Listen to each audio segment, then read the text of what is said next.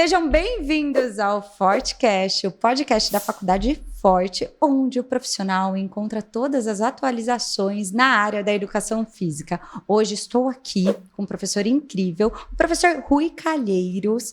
Ele é mestre em Ciências do Movimento Humano pela Universidade Cruzeiro do Sul. Um prazer ter você aqui, professor. Muito bom, Paula. Muito obrigado. Eu agradeço demais o convite, agradeço demais o Instituto Forte, de uma forma geral, estar aqui. É um prazer. E eu estou muito feliz de falar sobre o seu tema, porque a fisiologia do exercício, principalmente, biomecânico eu adoro, mas avaliação física eu adoro, mas fisiologia do exercício é minha paixão, sabia? Bom, eu sou suspeito para falar, Paula, porque eu acho que esses assuntos são imprescindíveis aí, principalmente para o profissional de educação física, que busca uma prescrição com qualidade, um entendimento, enfim. A gente vai conversar bastante, mas eu sou suspeito para falar desses assuntos que são maravilhosos. Eu queria um pouco agora, na verdade, entrar na avaliação física, na parte da avaliação física, porque eu percebo que a avaliação física, tanto para o aluno, quanto até para o profissional, é um pouco subestimada. E é uma parte prioritária, essencial e indispensável para aquele treinamento dar certo e não ter nenhum tipo de problema no percurso. Estou falando besteira? Não. Paulo, o seguinte, só retomando um pouquinho, vamos pensar assim na história. Quando eu me formei, já faz bastante tempo, a ideia ou o sonho maior dos profissionais de educação física era trabalhar com avaliação. Sim. Porque eles tinham uma remuneração muito boa e eram bastante reconhecidos pelo trabalho. Tá. Como tudo nessa vida, virou carne de vaca. Todo mundo virou avaliador físico. Então, o que acontece? A qualidade despencou e os alunos começaram a perceber que, na sua grande maioria, as pessoas faziam avaliação, interpretava simplesmente o resultado no sentido, Paulo, você está com seu VO2 XPTO, sua taxa de Goodr Y, legal. Aí, entregava essa avaliação para o aluno, ele levava para o professor simplesmente repetia o que o avaliador já tinha dito.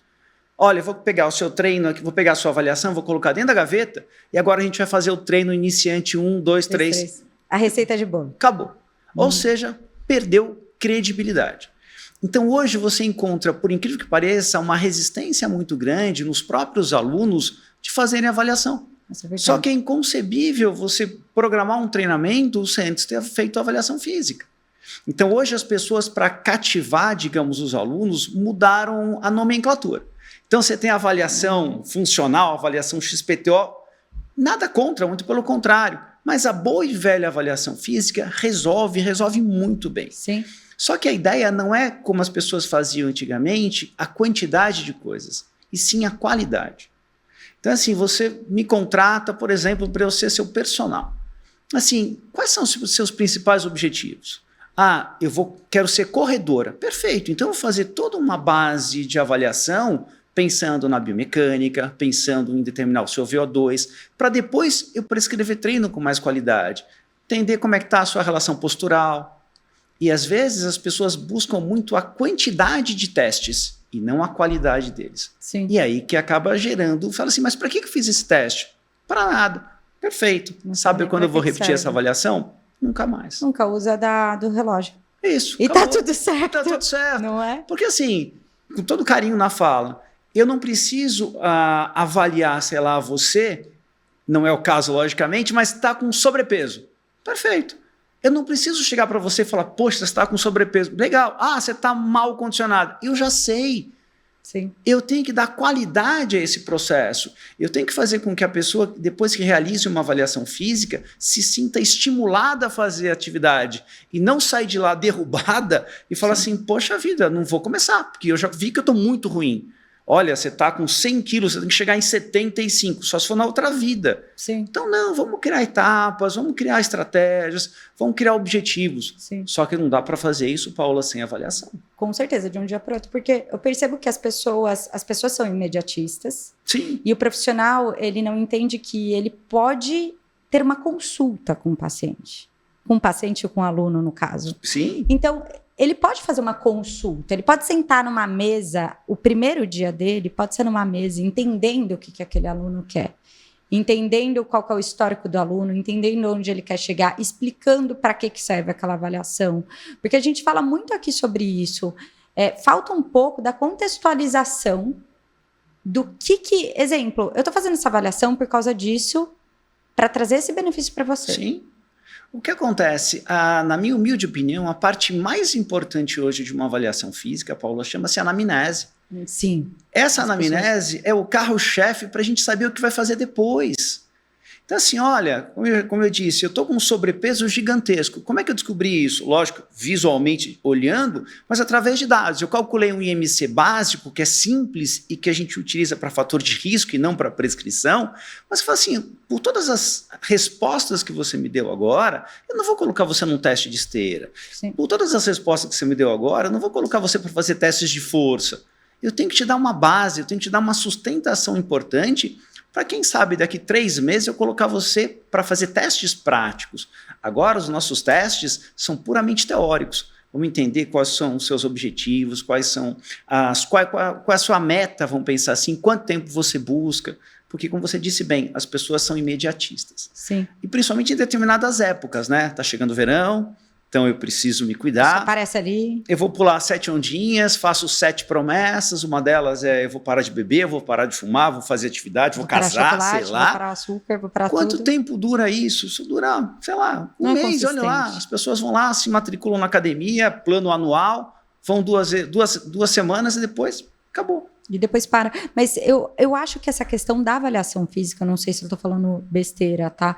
Mas a parte da avaliação física, ela banalizou quando as pessoas pararam de direcionar e personalizar a avaliação física. Então, tem aquela sequência de testes.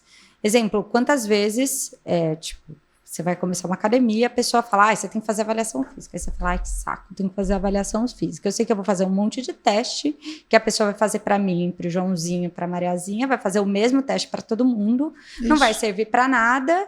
E para mim, eu não quero saber no banco quanto que eu chego na parte de flexão, eu não quero saber isso, porque eu não sei nem para que serve. Então, você acredita que banalizou por conta de uma padronização da avaliação física e não de uma personalização? Sim.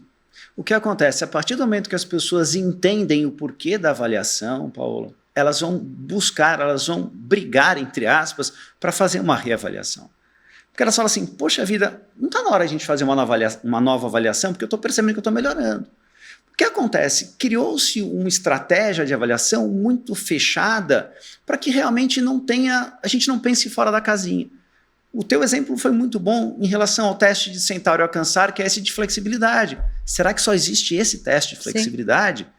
Pô, ele determina uma flexibilidade de cadeia posterior bacana, mas hoje a gente é muito mais voltado à cadeia anterior, por isso que nós somos hipercifóticos, temos os ombros projetados à frente, joelhos hiperestendidos. Então, assim, a relação é, vamos avaliar a flexibilidade? Vamos ver quais são as suas necessidades, vamos personalizar a sua avaliação. E outra, a busca, desculpe o termo, neurótica para perder peso. Perder peso não é sinal de emagrecimento, é sinal de talvez de perda de massa muscular.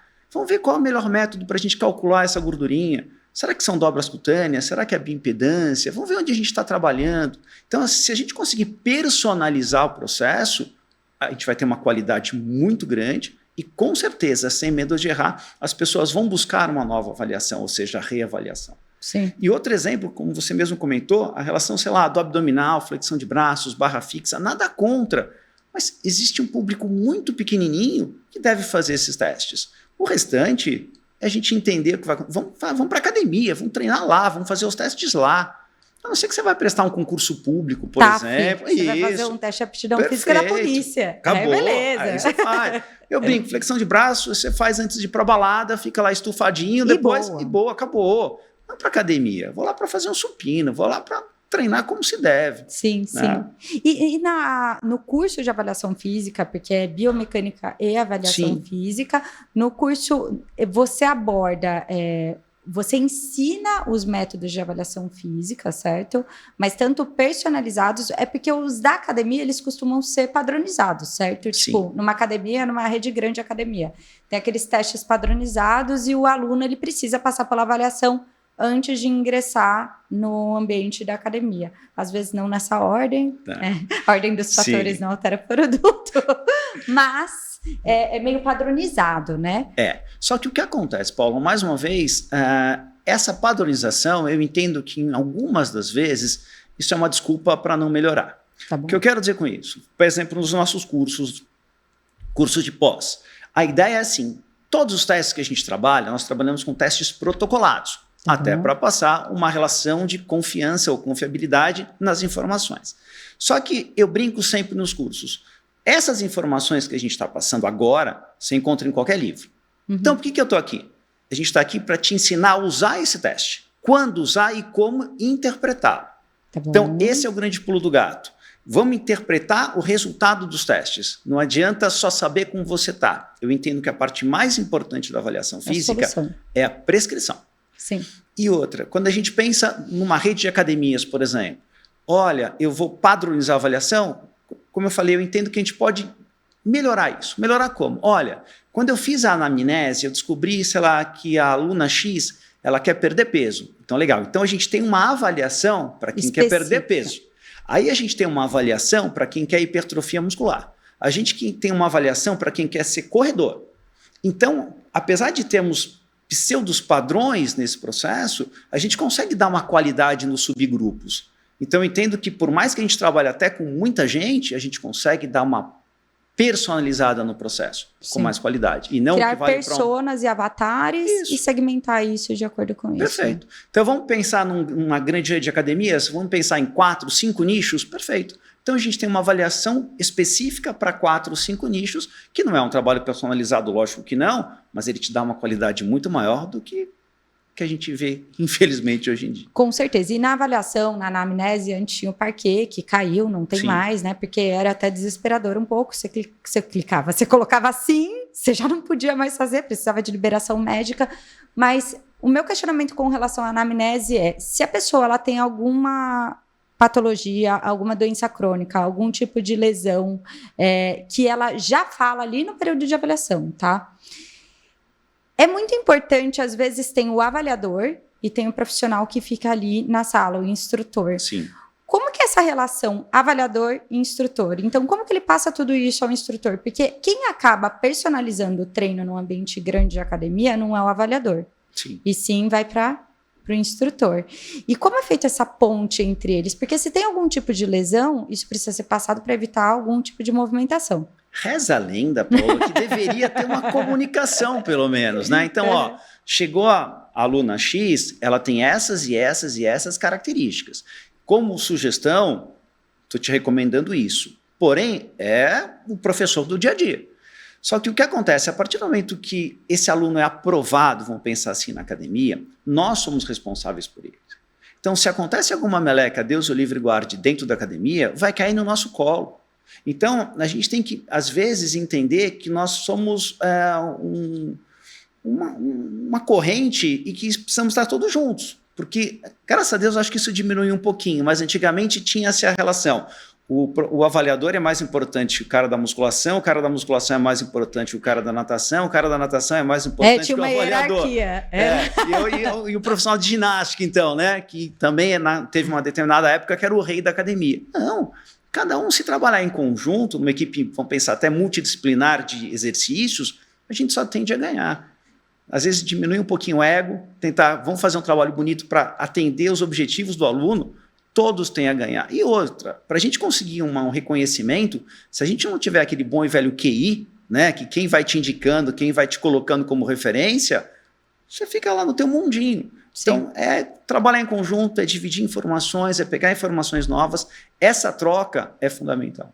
E quais as avaliações mais comuns hoje, as mais novas? Não sei se existem avaliações novas, que da minha época, meu Deus, Deus o livre, faz muito tempo já. Mas quais são as avaliações mais recentes que são feitas nesse ambiente? Eu sei que elas são direcionadas para corrida, para musculação, depende muito. É assim, entendo que a composição corporal ainda é um carro-chefe até por desejos. Dobras ou a bioimpedância? Então, aí a gente teria uns 8 podcasts para conversar em relação a qual seria melhor, qual seria pior, enfim. Mas eu sou partidário, e sem sabonetar, vamos pensar assim, dos dois. Desde que você tenha um equipamento com qualidade, desde que você tenha um avaliador com muita qualidade. Sim. Né? Mas, enfim, eu acho que dependendo da forma que for, os dois sendo bem feitinhos, você tem uma qualidade muito boa. Uma outra situação importante é a avaliação ortopédica postural. É extremamente importante. Assim, eu sou partidário que não existe exercício errado, vamos pensar assim. Existem pessoas que não podem fazer daquela forma. E assim, às vezes você fala assim, pô, tá errado. Calma, como é que você tá falando que tá errado se você não sabe quais são as limitações que ele tem, quais são os problemas que ele tem? Então, abrindo um parêntese aí e puxando a sardinha para o meu lado, a biomecânica é fundamental para isso. Então, quando você entende o funcionamento biomecânico, você começa a entender a qualidade da sua prescrição. Então, se eu pudesse elencar alguns fatores importantes dentro de uma avaliação, seria a composição corporal, a avaliação ortopédica postural, somada à avaliação biomecânica. Então, eu entendo que essa tríade é fundamental para você dar qualidade. Só que, lógico, tem as especificidades de cada objetivo, né? Sim, eu vou correr, perfeito, eu quero ser fisiculturista, eu quero ser, enfim. Sim. Mas essa tríade, ela basicamente atende a todos os objetivos para a gente conseguir prescrever com qualidade. Isso é muito importante, principalmente para o profissional, ele precisa ter essa tríade e a gente traz a questão, você trouxe a parte de biomecânica, eu tenho um problema, a pessoa falando de mim, eu tenho síndrome de Tietz, é uma costocondrite, eu tenho um reumatismo na costela, né? Que e minha maravilha. costela é uma maravilha, ela sempre quebra, ela sempre solta, ela sempre faz tudo. E, por exemplo, eu vou fazer a mesa flexora, eu tenho muita dificuldade, porque eu não consigo apoiar o tórax. Se eu estou em crise, eu não consigo. E toda vez vem uma pessoa discutir comigo sobre isso. Como eu estou executando, né? Você está executando errado. Eu falo, gente, eu não consigo. Eu adapto o movimento para minha necessidade, porque senão eu não consigo fazer o movimento. Estou sentindo pegar o que tem que pegar, Sim. mas adaptei. Eu trago essa questão porque hoje tem muita chancela na internet de influenciador, de pessoas grandes, do que é certo e o que é errado pensando em biomecânica. Existe uma biomecânica certa e uma biomecânica errada para algum exercício específico, professor? Você está me colocando em maus lençóis aqui, Não, mas Paula. só que eu quero, eu quero ouvir. Mas vamos lá. O que acontece? Primeiro, a gente parte de um determinado ponto de análise. Então, a partir dessa análise, a gente vai determinando o que é certo ou o que é errado. Porque uma coisa, e brincadeiras à parte, pelo amor de Deus, às vezes você pega um aluno e fala assim, eu não sei como você consegue andar e respirar ao mesmo tempo. Porque você tem muito problema. Você fala assim, olha, vem cá da mão, senão vai quebrar. E tem pessoas que têm problemas simplesmente posturais, problemas de cadeira, enfim, que a gente consegue reverter isso com uma certa tranquilidade, uma certa facilidade. Então a ideia, que mais uma vez, que a gente está batendo na tecla desde o começo, não existe receita de bolo. A gente tem que partir de uma análise biomecânica que eu tenha eficiência nessa análise, ou seja, resumindo, eu sei o que eu estou falando. Então, pelo amor de Deus, se você não sabe, não fala. Se você não sabe, não tenha vergonha de pedir ajuda para alguém. O importante é você não colocar esse aluno em risco. E a ideia é que não é decoreba, como a gente brinca, mas se você não souber movimento articular, se você não souber músculo, se você não tiver a relação toda de planos e eixos, você está fadado a ter problemas. Sim. Então, a gente precisa criar situações de reconhecimento na nossa área. E, às vezes, a gente quer fazer tudo e não consegue entregar nada. Então, você precisa ser específico em uma determinada área. Não morrer abraçado com ela, não é isso, mas você precisa, olha, eu sou o Rui da avaliação física, você é a Paola da análise ortopédica postural, perfeito. E a gente trabalha em conjuntos. O problema é que algumas pessoas querem saber de tudo. Sim. E principalmente com essa relação de internet, com essa relação de influenciadores, e nada contra eles, pelo amor de Deus, mas uma relação de que, olha, vem na minha que você vai se dar bem. Você está fadado a ter problemas muito sérios. Sim, exemplo, eu vejo até a questão do agachamento. As pessoas, uns falam, olha, a ponta do joelho e a ponta do pé, você não pode passar a ponta do joelho da ponta do pé, aí os outros viram e falam assim, então tem amplitude de movimento. Você precisa focar na amplitude de movimento. Aí você pega uma pessoa que está começando, ela não vai conseguir fazer na amplitude de movimento que o coleguinha da internet está passando. Sim. E vai se frustrar, porque ela não vai conseguir fazer daquele jeito. Posso pegar outro exemplo? Pode. Então tá. A elevação pélvica. Mentira, não, eu tô brincando. Esse exemplo que você acabou de falar do agachamento. Uhum. O que acontece? É muito comum você pegar receitas de bolo que diz o seguinte, olha, toda vez que você for agachar, a recomendação é que o teu joelho não ultrapasse a ponta do seu pé. Perfeito, lindo, maravilhoso. Só que isso até poderia ser discutido de uma outra forma. Por exemplo, se você não tivesse nenhum problema ortopédico postural. Se você dar uma reparadinha, dificilmente os seus pés são paralelos. Sim, não são. É muito comum o seu pé ser um pouquinho aberto. Isso é natural. E só que tem pessoas que não têm esse pé um pouquinho aberto, tem esse pé muito mais aberto. E o joelho está para frente. Ou seja, se os meus pés estão abertos e o meu joelho está para frente, como é que eu vou agachar com os pés e os joelhos na mesma linha? Não tem como. Sim. E aí o que você faz? Você estoura o ligamento do menino. Então o que acontece? Na internet está tudo lindo, está tudo fácil, o cara sai gigante, a coxa desse tamanho, franguinho tem lá 2 gambitos e não vai crescer e vai se machucar. Sim. Né? Então assim, antes de prescrever, entenda se ele tem problemas ortopédicos posturais. Vê até onde ele pode descer nessa relação de amplitude, nesse teu exemplo. Então, a coisa não é simples. Então as pessoas às vezes tentam simplificar algumas situações para ganhar likes, para tentar ganhar seguidores, para tentar captar alunos, ou tentar vender alguma coisa. Sim. Então isso é muito complicado. Mesmo porque a biomecânica ela é individual. Sim.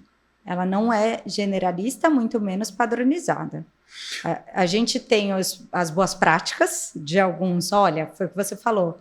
Olha, no mundo ideal, se você fizer dessa forma, mas tem gente que não tem, pisa de outra forma. Sim, perfeito. É isso. Okay. Então, a biomecânica, ela não é padronizada. Ela é individualizada, certo? Estou falando certo? Não, está certíssimo. Porque assim, a gente está pensando nessa biomecânica ligada à prática do exercício, à prática da atividade física. O nosso corpo ele é tão fantástico que a partir do momento que eu tenho um problema, ele vai me dando alguns ajustes ou pequenos problemas para eu conseguir viver. Uhum. Te dar um exemplo em mim agora. Eu tenho uma simetria de ombro bastante interessante. Logicamente que eu não percebo. Para mim, eu tenho uma postura fantástica. E toda vez que eu vou dar essa aula, por exemplo, quando eu vou falar de análise ortopédica postural na faculdade ou em cursos, eu falo assim, vamos lá, me analisem. Aí as pessoas se empolgam e falam assim, Rui, você tem uma simetria de ombro, fantástico. Qual que é a primeira análise que eles fazem? Você tem escoliose. Porque, teoricamente, se eu tenho a simetria de ombro, deve ter sido por escoliose. Nada disso. Eu não tenho escoliose. O meu foi, naquela época, infanto-juvenil, de usar uma mochilinha de um lado. Nossa! Porque senão eu ia ser criança, né? Então, como eu não era mais criança, usava de um lado ou de outro. Eu, assim, graças a Deus, não afetou a coluna. Mas as pessoas relacionam sem entender. Entendi. Não, e isso é super importante você trazer essa parte biomecânica, porque eu percebo que quanto mais o tempo passa, mais existem as receitas de bolo, que é isso que a gente traz para avaliação física, para a parte biomecânica, para a gente simplificar o que é complexo. Sim. E o que é individual. Você trouxe 2 temas que estão dentro de um mesmo curso, mesmo curso seu, que você é coordenador, que são temas que são totalmente individualizados. A gente não pode generalizar nem a avaliação física e nem a biomecânica. Perfeito. Certo? Então, quando a gente pega um profissional de educação física pensando em biomecânica, em uma disciplina de biomecânica, ele aprende as questões mais generalistas e vocês avaliam nessas disciplinas algumas comorbidades, algumas assimetrias, todas essas questões vocês trazem na disciplina também? Sim. O que acontece, Paula? Normalmente a gente fraciona isso em diversas etapas.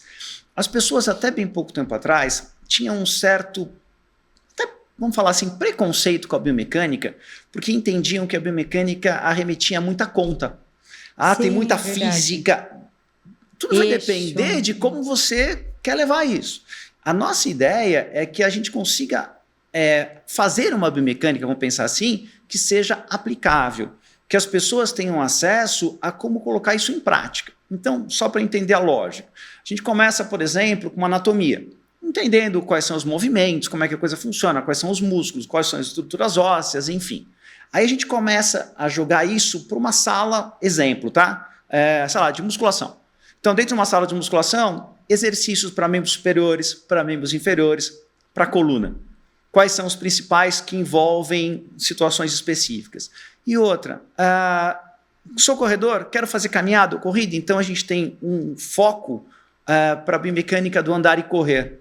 Legal. Mas poxa vida, quando eu penso em corrida, por exemplo, pode ser que isso gere impactos e isso pode me levar à lesão.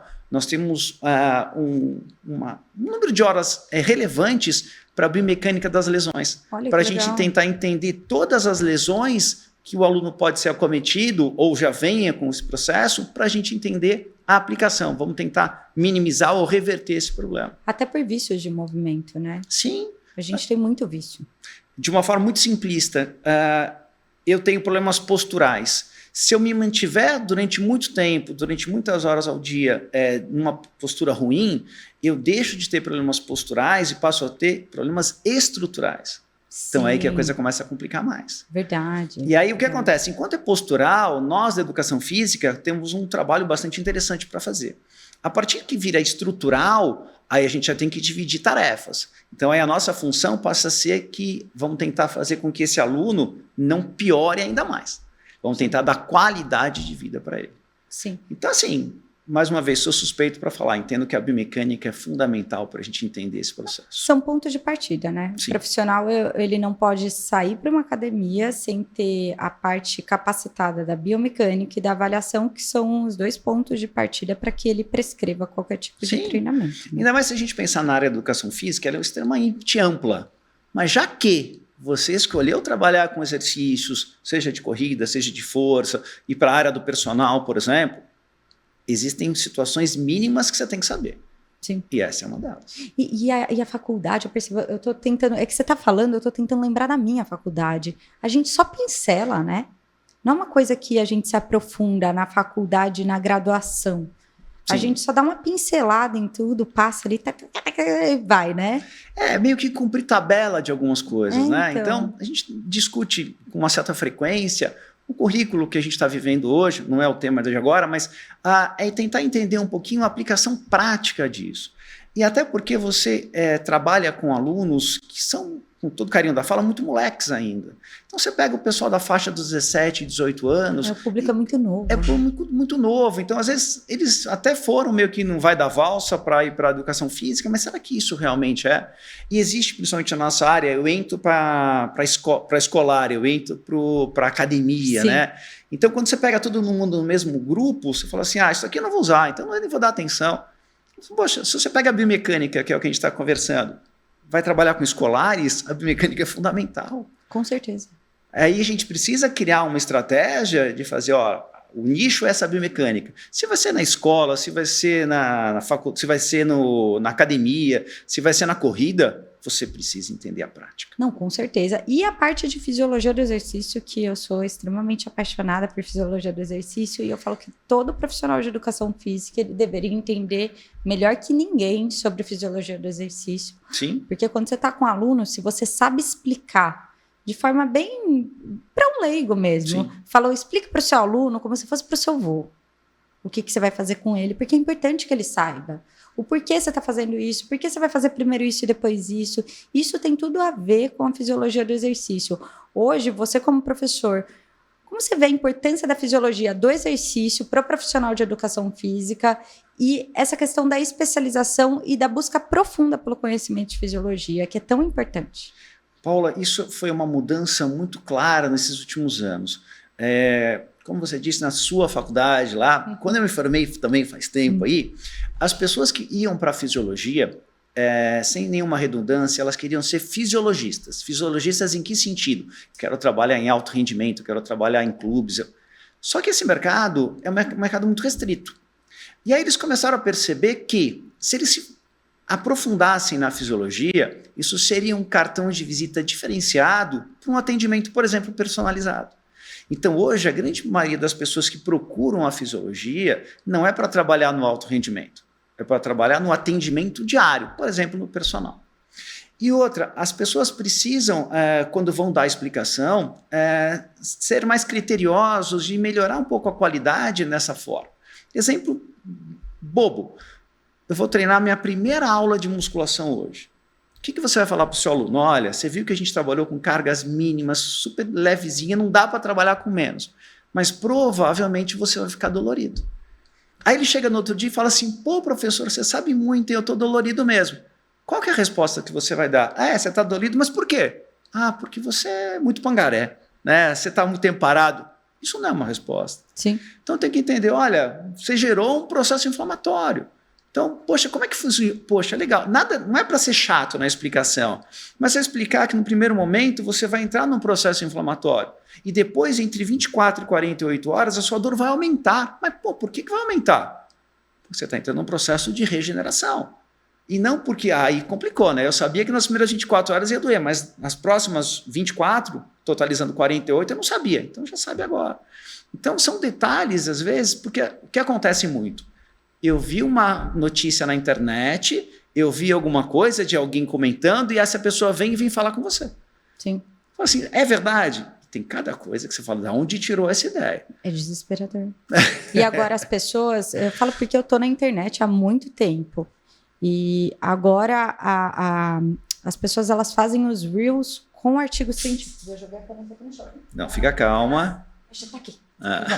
Elas fazem os reels, eu faço também com artigo científico, só que às vezes a gente que trabalha com pesquisa científica há muito tempo, para você colocar um artigo científico de relevância, de uma revista de impacto, a gente traz vários vieses em cima de um artigo científico, desde o número de pessoas que estão, de amostras, tal e tudo mais, os autores, se é patrocinado ou não é patrocinado. Enfim, a gente traz tudo isso, conflito de interesse, todas essas questões. E as pessoas hoje jogam no chat, jogam no Gemini, jogam em todas as IAs, saem os artigos científicos, elas usam aquilo como para dar um pouco de autoridade e relevância àquela informação, e a pessoa acredita que está do outro lado. Não, verdade. E se você pegar até, sem fazer propaganda, mas ChatGPT, algumas coisas que você pede para ele... Tá errado. Tá errado. Aí você fala, da onde veio essa referência? Aí trava. Você tem que falar, professor, para ele não ter alucinação da inteligência artificial. Eu já aprendi isso. Você fala assim, por favor, chat, me busque informações assim, evitando alucinações da inteligência artificial. Eu gostei do termo, ele fica bacana. chateado quando você fala isso. Entendi. Mas procure no Gemini, é melhor. Mas mesmo assim erra. Então, o que eu digo com relação a isso é que tem que ter a questão do professor ter essa responsabilidade científica e de saúde também, com a pessoa que está assistindo. E também, como a gente não vai evitar essa pessoa que está passando a informação de falar o que ela quiser, o espectador, ou a pessoa que está ali do outro lado, ela precisa ter uma curadoria, né? Então, a gente precisa ser um pouco seletivo na hora de ver esses conteúdos. Não tenha dúvida. E de checar o fato, né? Sim. O que acontece? As pessoas criam uma certa segurança, né? Porque está, digamos, vamos pensar assim, atrás das câmeras, né? Se eu gravei alguma coisinha, posto, e assim, todo mundo fica muito corajoso para postar qualquer coisa. Então, algumas sugestões, algumas dicas que a gente passa, assim, vai falar de exercício? Alguém está falando de exercício? Um cuidadinho simples. Observa se tem um CREF. Coisinha simples, né? Que daí já te dá meio caminho andado de segurança. Pode ser que eu não goste do que ele está falando, mas pelo menos ele é regulamentado. Sim. Então ele está falando com uma certa legitimação. Perfeito, depois a gente vai se aprofundar. Mas tem alguns que falam, que você fala assim, da onde saiu essa ideia? E as pessoas acreditam. E acreditam. E acreditam, e é desesperador. E falando de fisiologia do exercício, quando você fala alguma balbúrdia, quando você está contando uma mentira com muita base... Vira verdade, troço, né? Nossa, até eu acredito. Eu falo que a gente acredita. E a parte de fisiologia por si só, como ela é bem ampla e você tem um conhecimento e você tem uma qualidade para falar da parte de fisiologia do exercício, ela te dá uma autoridade na hora de falar, que se você está contando alguma coisa ou contando uma grande mentira, vira uma mentira absoluta, né? Sim.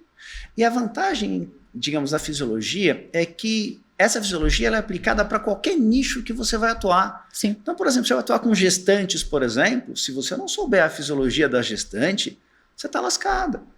Porque assim, vamos pensar até crendices populares. Acho que não foi na sua época, é porque você é novinha de tudo, mas quando antigamente... Pode fazer exercício grávida?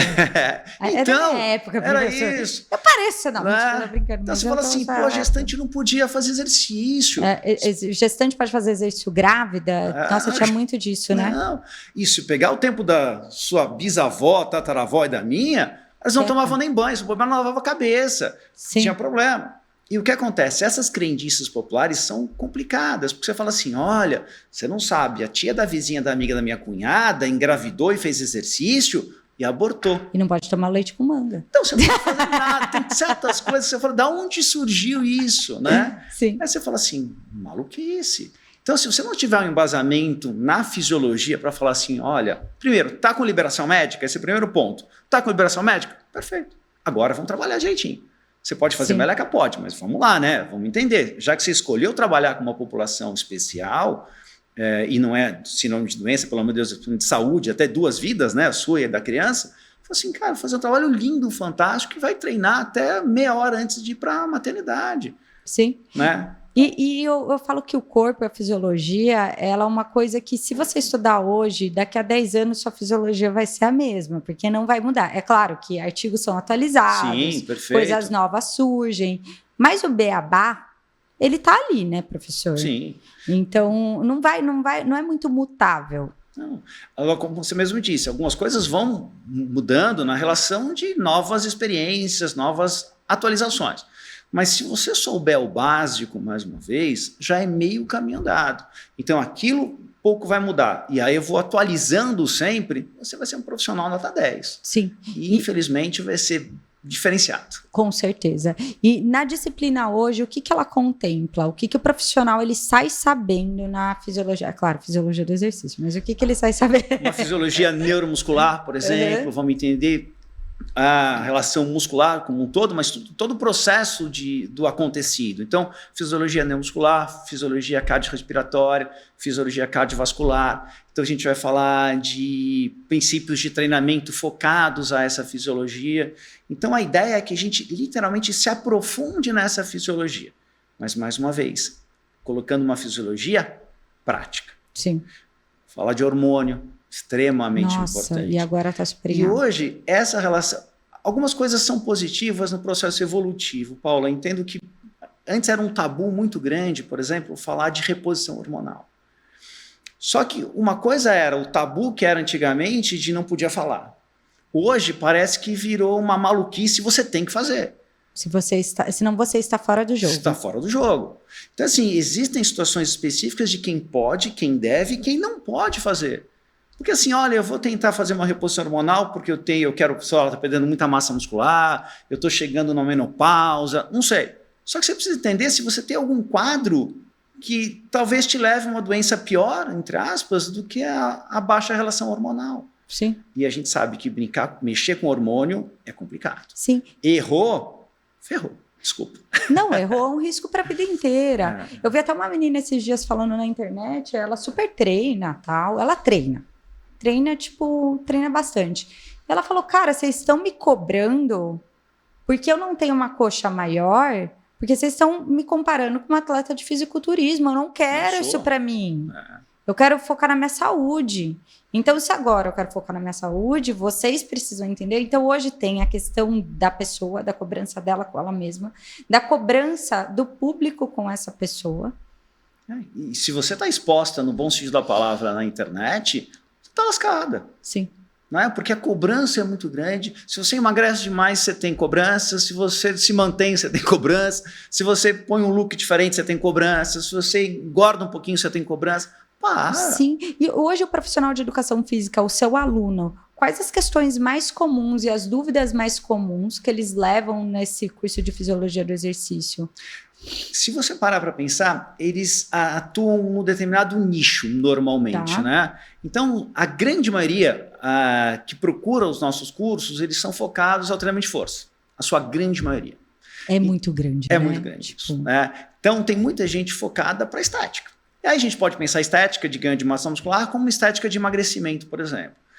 E a gente brinca, por mais que as pessoas falem assim, olha, eu estou aqui para saúde, legal, não penso diferente. Porém, todavia, contudo, olha, eu quero perder aqui, quero ganhar aqui, Perfeito, estética. Então, as pessoas buscam entendimento na fisiologia em cima do princípio estético. Sempre do princípio estético. Na sua grande maioria. E o que eles trazem de questões mais comuns, assim? Uma relação de emagrecimento / faixa etária, do tipo, olha, eu estou chegando numa faixa etária, os alunos, né? Estão chegando numa faixa etária que está cada vez mais difícil isso acontecer. A nossa vida está cada vez mais maluca.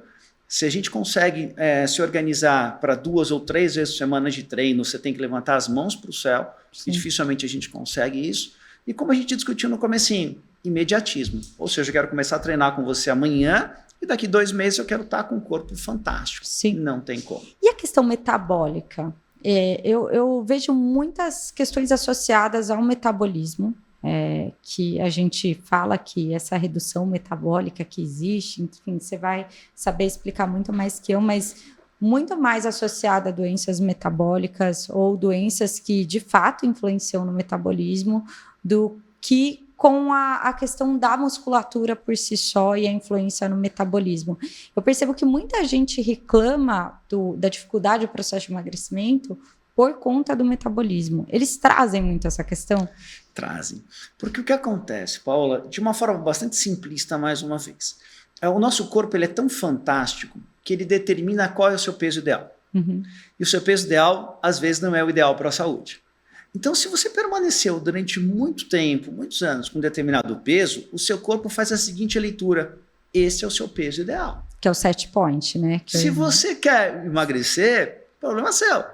O que acontece? Se você tem que ficar por um bom tempo naquele suposto peso que você entende que é, sei lá, eu peso 80 quilos, eu quero chegar em 75 porque eu acho que eu fico bem aqui, legal. De uma hora para outra, o que meu corpo vai fazer? Pô, o Rui tinha 80, tá com 70, alguma coisa está errada. Vamos criar mecanismos para ele voltar a ter 80 e como meu corpo é tão fantástico, ele já vai me dar uns 2 quilinhos a mais, que se eu voltar a perder, eu chego em 80. Sim. Isso que acontece na grande maioria das pessoas. Eu começo com dietas malucas, eu começo a querer treinar medicamentos, né, que está na moda, né, sem entrar no mérito do sim ou não, mas é aquele negócio, eu vou tomar remédio, continuo comendo que nem um cavalo, mas um dos sintomas é enjoo. Para algumas pessoas sim, mas para algumas a coisa é tão complicada que nem enjoo ele sente. Sim. Aí você fala assim, caramba, alguma coisa está errada, Paulo. Essa relação de imediatismo vai acabar com as pessoas. Sim, eu acho que meu pai é médico, né? E ele fala ele é médico bem das antigas, assim. Ele fala, nossa, na nossa época a gente solicitava fazer uma avaliação bem feita, física, anamnese, e solicitava o hemograma completo.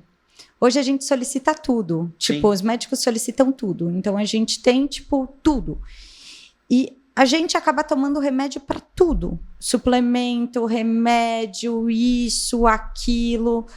Sei lá, tem os medicamentos emagrecedores agora que às vezes a pessoa nem precisa perder peso e toma o medicamento porque ela quer estar daquele jeito. Isso tudo influencia muito em todo esse processo? Paulo, a partir do momento que você começa a desequilibrar isso, vamos pensar assim, mais difícil fica regularizar. Porque assim, a gente pode pensar na suposta modernização das coisas. Uhum. Antigamente, o que acontecia? As pessoas estavam mais cheinhas. Uhum. Elas iam para lipoaspiração. Não sei se você lembra dessa, mas as pessoas iam para lipo. Mas qual que era a desculpa para ir para lipo? Eu não tenho força de vontade de emagrecer sozinho. Então eu vou para lipo, emagreço... E começo a treinar. E começo a controlar a alimentação. Sim. Data de validade. Papum. Papum. É o que está acontecendo hoje, guardado as proporções, com remédio. Então as pessoas tomam os seus remédios, sem fazer propaganda de nada, mas tomam os seus remédios, aí depois emagreceu pra caramba. Legal. A que custo foi isso? Como é que está a tua saúde em relação a isso? Provavelmente a conta vai chegar. Eu não vou ser leviano, porque eu não tenho capacidade para isso, para falar, olha, quem está abusando disso vai ter problemas futuros. Mas vamos esperar para ver. E outra, depois que para de tomar o remédio, engorda muito mais. Sim. Que foi o que você falou, a gente tem o set point e agora descobriram até a questão da memória obesogênica. Sim. Que a gente queria memória para voltar ao peso que a gente estava antes, que ele acha que é o ideal para você, e ele vai voltar para esse peso.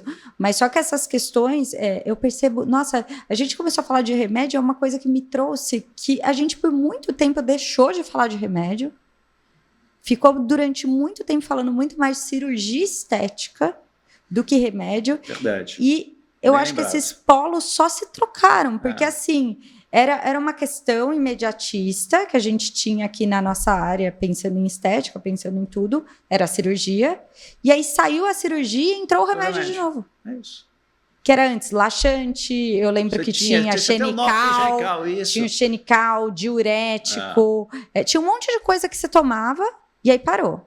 Começou a parte estética. E agora voltou o remédio de novo. De uma forma bastante resumida, de novo. é o quê? É o imediatismo. Em vez de eu tentar mudar a minha rotina, controlar a alimentação, fazer exercício, etc, não, eu vou para o imediato. E pensando na parte da fisiologia, isso tudo influencia. Sim. Até porque você muda, e uma das coisas que acabam mudando muito é a relação de hormônio. E Paula, você mexeu com o hormônio para você regularizar novamente, isso é muito complicado. E, assim, pode parecer bobagem o que eu vou falar ou maluquice, mas se algum dia você quiser fazer algum tipo de reposição, quiser ir por esse lado, vamos pensar na saúde ou até por estética, não sou eu aqui para falar que faz ou não faz, mas procura alguém que seja muito bom nisso. Sim. Porque acontece? Porque as pessoas se matam? Porque elas procuram pessoas que não têm qualificação nenhuma, têm como referência a variável corporal dela. Olha como eu sou sarado, como eu sou. Então, tá aqui a minha dosagem. Isso. Aqui está a minha dosagem, aqui está o que eu faço, toma que vai dar resultado. E se mata. Sim, e eu vejo agora os homens, eles estão aplicando testosterona numa facilidade muito grande, porque existe o padrão, né? Sim. Tipo, a dose de referência, a quantidade de referência que você precisa ter de testosterona. E eu não sei se é uma questão de se provar, tipo, eu tenho testosterona baixa, ou minha testosterona tá mais baixa, mas a galera tá injetando muita testosterona. Eu não sei se é complicado falar que é uma relação de geração ou evolução dos tempos, não sei como a gente pode falar isso, mas algumas coisas são meio inconcebíveis, Paula. Fugindo um pouquinho do assunto, mas sem fugir. Se você pensar hoje na molecada, tá, que usa estimulante sexual. Exato. Você fala assim, como é que alguém de 20 e poucos anos vai usar remédio desse jeito? Se está usando com 20 e pouco, quando chegar nos seus 50 e pouco, vai usar o quê? Não vai usar. Não vai usar. Vai usar mais nada. Vai usar um negócio muito forte, vai ter que... Essa lógica, o pessoal está querendo para ontem o que não precisa. Ou seja, a relação da cabeça hoje está muito complicada. E pensando no direcionamento desse profissional nesse ambiente, porque assim, esse profissional ele está nesse ambiente, porque nosso ambiente ele é estético, nosso ambiente ele mexe com ego, sim, com competitividade do aluno, com a questão do que o colega está fazendo, com o influenciador está indicando. Como que fica o profissional nesse meio desse jogo? O que a gente tenta falar sempre para eles, Paulo, é o seguinte: lembrem que vocês nunca, ou melhor, que vocês não vão permanecer com 20 e poucos anos de idade a vida inteira. Uhum. Quanto mais você acaba indo com o seu cartão de visita ao seu corpo, mais precoce vai estar a sua, digamos, seu fim de carreira. Porque, infelizmente, existem algumas coisas que são muito intrínsecas em algumas áreas. Por exemplo, o nutricionista não pode ser gordo. O profissional de educação física não pode ser gordo. E guardadas as proporções, se você for no cardiologista, se você pensar, o cara fuma um cigarro atrás do outro, mas sim, o cara sabe o que faz. Sim. Você vai no endócrino, o cara é grande, mas ele sabe o que faz. E a gente não pode saber o que faz fora do peso? Só que, lógico, criou-se um estereótipo que não dá para mudar de um dia para o outro. Mas eu entendo que essa é uma das nossas funções. Mudar um pouquinho esse estereótipo. Entender que a gente vai fazer com que os nossos alunos evoluam pela cabeça e não pelo meu corpo. Lógico, o seu corpo pode ser uma relação de estimulante para eles? Lógico que pode. Não estou falando com isso, pelo amor de Deus, para a gente relaxar. Mas a gente tem que se cuidar também, perfeito. Mas esse não pode ser o cartão de visita. Não pode. Não pode. Não pode, tem que ser. A não ser que você trabalhe com determinados nichos. Sim. Você vai atender fisiculturistas. Em 90% das vezes, o fisiculturista só vai querer ser atendido por um cara fisiculturista também. É isso. Então, assim, existem nichos que você não tem como brigar. Sim. Mas a grande maioria... Ou seja, você é uma mulher que vai atender uma gestante. Você não precisa estar grávida para atendê-la. Só que, por exemplo, normalmente a gestante procura uma mulher para ser atendida. Por quê? Porque ela fala assim, só uma mulher vai entender o que eu estou passando nesses 9 meses de gestação. Sim. Então, tem algumas coisas que eu estava até pensando sobre isso esses dias, até fiz um Reels falando sobre que eu acho que a gente, como profissional de educação física, a gente sempre se coloca numa prateleira inferior, né? Sim. Eu acho que a pessoa, como profissional de educação física, quando você vai perguntar o que você fez, o que você... qual que foi o que você faz? A pessoa começa a gaguejar, ela fala tudo menos profissional de educação física. Ela não fala em primeiro. Ela fala que ela é personal, ela fala que ela é doutora em alguma coisa, ela fala que é fisiologista do exercício, ela fala que é qualquer coisa, menos profissional de educação física. Então, acho que o primeiro passo de tudo isso é a gente, como profissional, vestir a camisa da profissão, entender que a gente não está na vitrine inferior, entender que nossa profissão foi a última profissão da área da saúde a ser criada, tipo de todas as outras. E a última também a ser regulamentada. A gente teve um limbo gigante entre... Eu fui essa semana na Escola de Educação Física da Polícia Militar, foi criada em 1910, só que foi a primeira escola de educação física. Só em 1934 tivemos a primeira universidade de educação física e em 1998 foi regulamentada a profissão. Então, durante muito tempo, as pessoas foram descrentes na profissão de educação física. Sim. E cabe a nós, da nova geração, vestir a camisa da educação física e se colocar na prateleira acima junto com todo mundo. Tenho muito orgulho porque não é simples, né? Não é fácil chegar nessa posição. A gente estudou bastante, pelo menos eu imagino que a grande maioria tenha estudado bastante, né? E isso acontece, isso começa a acontecer, Paulo, não sei se aconteceu com você, mas quando naquela época você contava para sua família que você ia fazer educação física. Você vai jogar bola? Era um orgulho, né? Todo mundo ficava muito feliz. Você não vai ser médico, você não vai ser dentista? Não, você funciona na educação física. Aí depois consegue mostrar que você fez a escolha correta. Sim. Mas cabe a gente. Às vezes cabe a nós levantar um pouco essa bandeira e falar assim, nós somos importantes. Sim. De uma forma igualitária a um nutricionista, a um fisioterapeuta, a um médico, que às vezes a gente realmente se coloca num degrau abaixo. Sim. Muito obrigada, professor, pela sua participação. É isso, eu que agradeço. Incrível. Papo muito agradável. Estou à disposição que vocês precisarem. Muito obrigado pelo convite, Paulo. Obrigada. E obrigada a você, profissional de educação física, profissional da área da saúde que está assistindo o nosso podcast incrível com o professor e muitos outros nomes. Se você quer fazer o curso do professor e todos os outros cursos da Forte, tem desconto de 30% para quem está assistindo com cupom ForteCast30. Eu espero vocês no próximo episódio. Tchau!